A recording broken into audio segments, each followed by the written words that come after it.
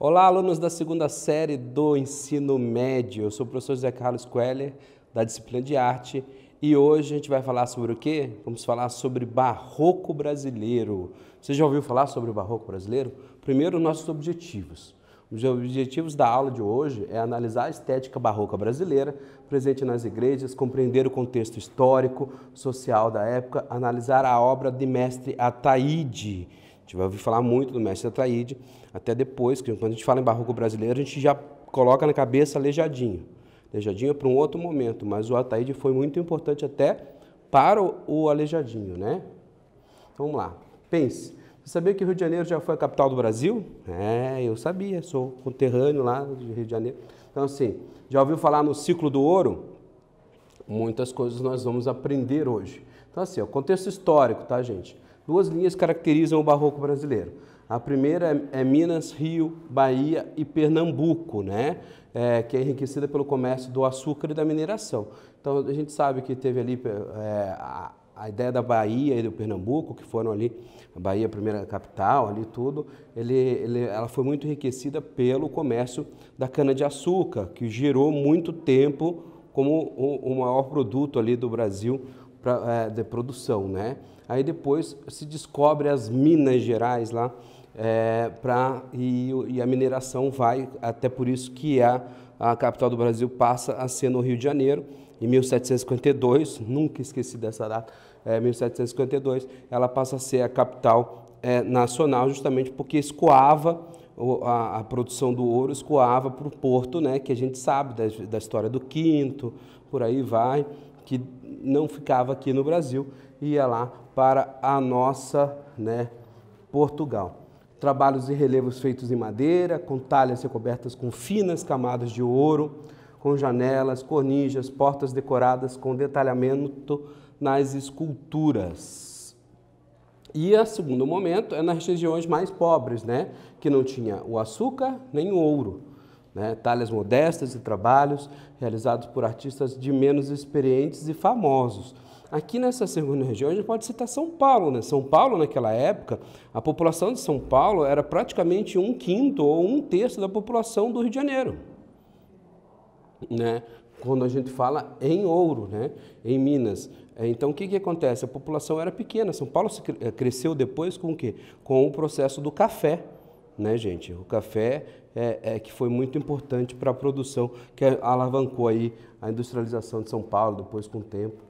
Então, assim, metade do século XVII, surgem as primeiras igrejas barrocas de Salvador e em todo o Nordeste. Igrejas riquíssimas, como o convento de São Francisco de Assis, né? Com a extração do ouro, Rio de Janeiro se torna capital, né? O boom de edificações civis, a primeira igreja barroca no Brasil, com base poligonal, do mestre Valentim, tá? Então, a primeira igreja, base poligonal, todo mundo sabe. Igreja Nossa Senhora de Glória do Outeiro também. E aqui você vê que aqui vai ser uma caracterização do barroco no Rio de Janeiro, tá? Que ele não vai ser tão enriquecido ao ouro, né? Ele vai estar o quê? Com esses azulejos portugueses, que eram riquíssimos e caríssimos para trazer para cá. Como Minas, depois quando vai... Aqui a gente já pulou para a segunda, tá? Como em Minas a gente vai ter esse enriquecimento e ela é longe do porto, fica difícil você subir lá para Minas Gerais com esses azulejos, eles acabam quebrando, já vem dos portos, é caro importar, então eles começam a trabalhar as talhas, né? Aí a igreja de São Francisco de Assis, que nem eu falei, né? O detalhe riquíssimo nas talhas em ouro, aqui ó, não tem ainda a base poligonal, tá? Mas ela é bem característica do barroco, porque o barroco a característica do barroco brasileiro, ela é justamente aquela característica que vem da Europa, só que vem um atraso muito grande, cerca ali de quase 100 anos depois. Então, o que acontece? Ela vem modificada, tá? O barroco é caracterizado pelo exagero, tá? O exagero em tudo, exagero no detalhe, de coluna, de duplicação de porta, por aí vai. Então, esse exagero, ele é representado, só que o nosso barroco é mais quadradinho do que o barroco europeu, né, gente? Então, responda. Com a extração do ouro em Minas, o Rio de Janeiro se torna capital em 1763, Com isso surgem muitas edificações civis. Qual a diferença dessa nova concepção no Rio de Janeiro, né? Então eu citei ali o exemplo dos azulejos, tudo, né? Depois a gente vai falar um pouquinho mais, mas dá para você responder essa pergunta. E a gente já volta com você.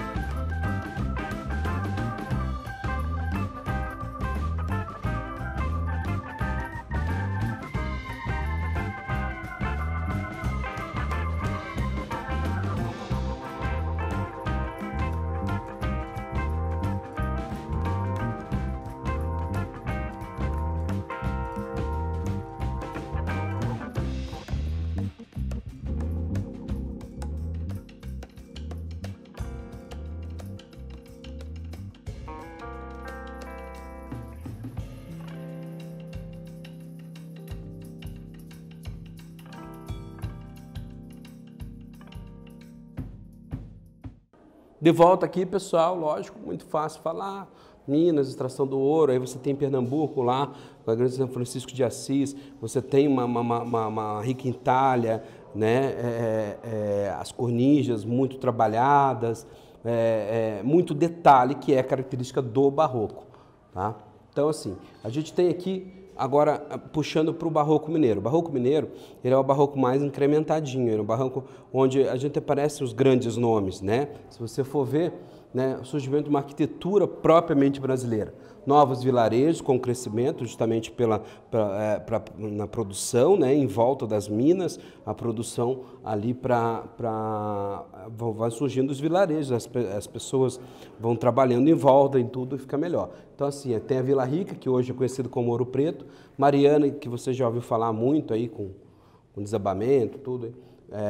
Mariana, Congonhas do Campo, São João del Rei, Sabará, Caetés e Catas Altas, né? Utilizou com grande vantagem materiais típicos como o cedro e a pedra-sabão, adaptando às necessidades das obras. Então, assim, lá na Europa, a gente sabia que os caras curtiam muito, era o quê? Mármore, né? Esculpir mármore. Só que a gente não produz mármore aqui, são poucos os lugares. Então, vem importado. Então, era muito caro. Então, a gente tinha que se adaptar à nossa realidade. A nossa realidade foi a pedra-sabão. Mas ela não dissolve na chuva. Entenda isso. A pedra-sabão é a mesma pedra que você... Um ponto de referência bem bom para você o que é uma pedra-sabão é que foi esculpida, né, o Cristo Redentor. né? Então ela é um material nosso, uma produção mais fácil para a gente ter acesso e mais barata, mas não deixa de ser riquíssima e de ter durabilidade, né? Então, primeiro se usava a taipa de pilão nos muros, que era uma mistura, tudo com barro, tudo que se jogava, né? E paredes paralelas. Posteriormente surgiram as talhas de construção em pedra. Então, o que ele fez? Em alguns lugares, principalmente ali na Vila Rica, Ouro Fino, a gente tem as construções com uma boa escultura, com uma boa estrutura em pedra, né? Que se torna mais resistente. Então, aquelas paredes não são blocos de pedra colocados depois, né? As talhas elas são colocadas as pedras esculpidas ali, ó, para ela parecer um murinho mesmo, para ela fazer isso e dando mais resistência.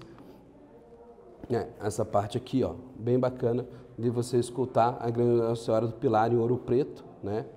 Que é o projeto do Antônio Francisco Pombal, que era um arquiteto daquela época. Então você vê toda a escultura das talhas, né, em pedra, que se tinha, e de novo a riqueza, a ideia das colunas, né?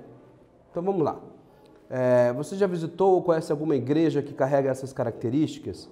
O que você pode encontrar nela que te faz realizar essa relação? Então, tudo que a gente está falando de arquitetura, lógico que para a igreja, porque o barroco veio para cá com a ideia dos jesuítas. Os jesuítas é a base do barroco, né?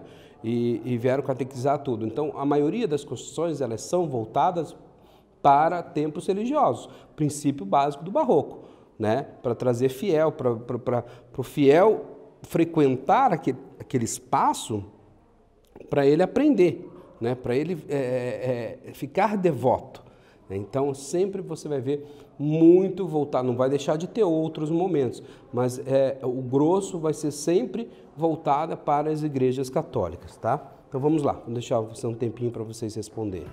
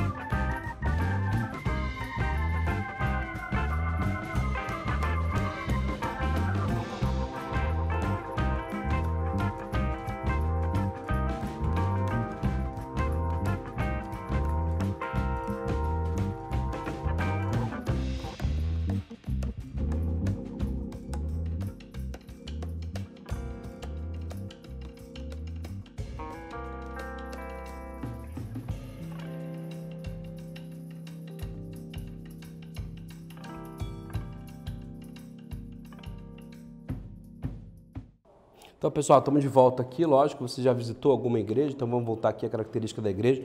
Toda a cidadezinha do interior tem uma igreja muito parecida com isso, porque era inspiração. Pode não ter, se tão trabalhada, se tão rica, né? Pode ser teto de madeira, teto de concreto, não importa. Mas vai ter uma boa parte com essa caracterização e essa visão de concepção arquitetônica, né? Que é uma concepção barroca. Nós temos diversas concepções, temos concepções góticas, barrocas, renascentistas, que eram mais simplificadas, mas essa concepção é muito importante que você pegue e assimile, né? Que principalmente se você for para Minas, vai ter um monte dessas igrejas. Acho que cerca de 80% das igrejas em Minas são com essas características, né? Mas vale a pena prestar atenção mais, quem sabe fotografar, mandar para o site da CED lá, para a gente observar no Facebook da Secretaria da Educação, para a gente observar o que você encontrou aí na sua região, que lembre um pouquinho do nosso barroco brasileiro, né? Então vamos prosseguir. Então vamos já falar do nosso mestre Ataíde. Mestre Ataíde, quando a gente fala de artista, vale a pena sempre exaltar principalmente o que foi nosso, né? Um dos mais importantes artistas do barroco brasileiro foi Manuel da Costa Ataíde, de 1762 a 1830. Com estilo próprio e bem brasileiro, usava cores vivas e alegres e gostava muito do azul. Utilizava tanto a tinta a óleo como a têmpera. Você sabe que a têmpera, né, era aquela tinta misturada com ovo, com tudo, que tinha um cheiro horrível, né? Mas que a tinta a óleo surgiu na Alta Renascença e ela perpetua até hoje, né? Lógico, com grandes modificações, tudo, mas o conceito básico dela é o que a gente tem até hoje. Então ele utilizava essa variação, né? Seus trabalhos incluíam douramento e encarnação de imagem, o que vem a ser o tal do douramento. Douramento é você laminar de ouro, né? Fazer aquela folheação de ouro. E a encarnação, o que é a encarnação? Encarnação é você pegar uma escultura crua, ou de madeira, ou de pedra-sabão, e você pintá-la, né? Colocar cor da carne, né? Você fazer essa encarnação, e ele era especialista nisso. Está aí o grande ponto que vai ligá-lo ao Aleijadinho, porque ele era o grande encarnador das obras do Aleijadinho. Então, a gente vai ver em Congonhas, que tem lá a Via Crucis, e toda a Via Crucis foi encarnada pelo mestre Ataíde, né? Criada assim, esculpida pelo Aleijadinho, mas encarnada pelo mestre Ataíde. Então, assim, figura, pinturas decorativas, forros de igreja, fazia personagens com características mestiças, aí você vai ver que ele vai puxar a caracterização para o que é nosso, pela mistura que o nosso país é. Eu acho que, me ouso a dizer, que eu já escutei algumas vezes, o Brasil é o país de maior mistura racial do mundo, né? A gente tem mistura de tudo quanto é raça, isso que é o bacana, que nós, até, se você for ver, hoje nós temos aí, acho que é o único país com mistura religiosa também, que o sincretismo religioso, o conceito básico, vem aqui no Brasil, né? Essa ideia de misturar tudo, depois, quando vieram os escravizados, que aí tinham que cultuar suas religiões, tudo, e começaram a misturar com os santos católicos e fizeram o sincretismo, né, gente? Então, fazia personagens com características mestiças, encarnava e dourava estátuas de Aleijadinho, utilizava o método de execução de pintura de perspectiva na igreja. Lembra da centrífuga? Que a gente, em algum momento, falou que a gente tinha o André Aposo, a gente tinha outros artistas que trabalhavam a ideia da perspectiva, do movimento de giro, né? Então ele fazia bem isso, né? Então a gente tem a Capela de Santa Bárbara, com a Ascensão de Cristo aqui, né? Tem o detalhe da Assunção da Virgem, né? Olha a concepção, né? As feições bem misturadas que a gente tem, né? O painel mais conhecido na Igreja de São Francisco em Ouro Preto, né? Está lá até hoje. O Anjos Músicos da Igreja de São Francisco de Assis também em Ouro Preto, né? As cores dessa imagem foram corrigidas para compensar a oxidação do verniz, porque como é uma tinta a óleo, ela acaba trabalhando. O original é de um tom amarelado. Nossa Senhora do Carmo, Menino de Jesus e Simão Stock, né? Então, olha a concepção, que é uma concepção bem barroca mesmo, né? E a gente tem uma expressão facial. Não é bem aquela expressão que a gente tinha no barroco europeu, né? Do excesso de sentimentalismo, mas é um pouquinho misturado quase com aquela cara de paisagem que a gente tinha no Renascimento, que é a grande diferença, né? O Renascimento era a cara de paisagem. né? O barroco já é uma coisa mais melancólica, né? Lembra que o barroco ele trabalha o contraste, né? O bem, o mal, esse excesso é proposital da arte barroca, né? Então vamos lá, vamos agora analisar, eu vou mostrar aqui duas obras, observe as duas obras, a primeira do mestre Taide, do barroco brasileiro, a segunda de Caravaggio, do barroco europeu.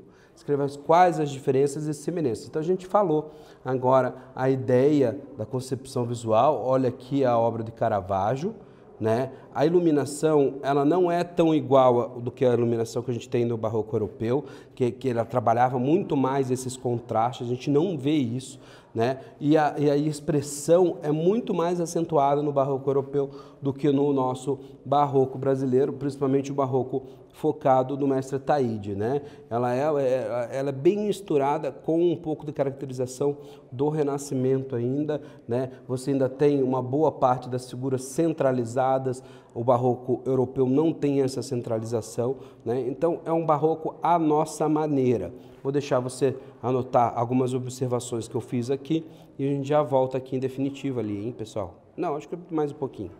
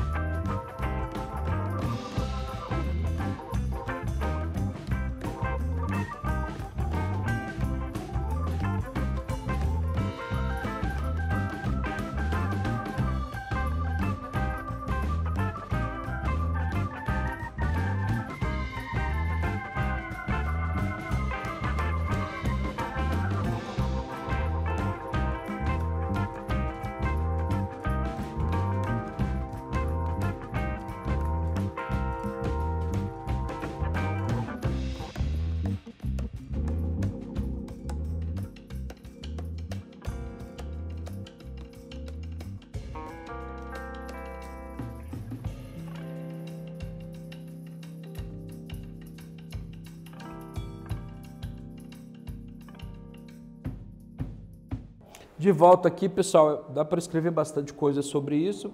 Estude um pouquinho mais sobre o mestre Taide, né? Para você ver. E o que vimos na aula de hoje, o que vimos, relembrando o que vimos na aula de hoje, analisamos o contexto histórico do Brasil durante sua época de colônia, essa relação com a produção artística.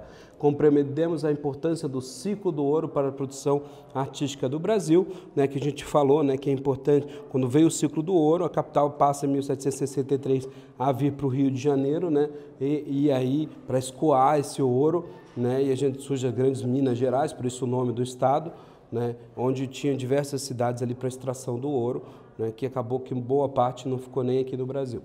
Conhecendo a vida e obra do mestre Ataíde, e é isso que a gente viu, estude um pouquinho mais, tem muita coisa para a gente aprofundar ainda, quem sabe num outro momento a gente pegue para falar de um outro artista, né? Mas o foco da aula de hoje era esse, é a concepção do que veio de bom no período de Pernambuco, de Salvador, né, das talhas, da modificação, da concepção da igreja, até a gente chegar nas igrejas de Minas Gerais e na concepção artística, que foi o grande foco do barroco propriamente brasileiro, o barroco mineiro, tá? Então, eu espero você na próxima aula. Tchau, tchau.